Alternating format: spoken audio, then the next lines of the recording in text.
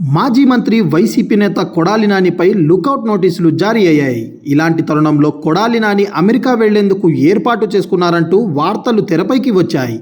ఈ మధ్య కాలంలోనే కొడాలి నాని ముంబైలో హార్ట్ సర్జరీ చేయించుకున్నారు.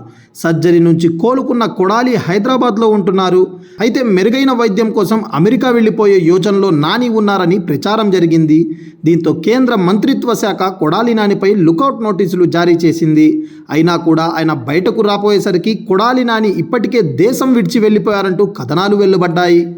అయితే తాజాగా కొడాలి నాని ఒక సూపర్ ట్విస్ట్ ఇచ్చారు. హార్ట్ సర్జరీ తర్వాత తొలిసారిగా ఆయన బయటకు వచ్చారు. అది కూడా లుకౌట్ నోటీసులు జారీ చేసిన మరుసటి రోజే. గచ్చిబౌలిలోని సంధ్యా కన్వెన్షన్లో జరిగిన ఓ వివాహ కార్యక్రమానికి మాజీ మంత్రి కొడాలి నాని హాజరయ్యారు. వధూవరులను ఆశీర్వదించి ఫోటో దిగారు. ఇందుకు సంబంధించిన వీడియో నెట్టింట వైరల్గా మారింది. మొత్తానికి కొడాలి నాని బయటకు రావడంతో ఆయన ఇండియాలోనే ఉన్నారన్న విషయం స్పష్టమైంది.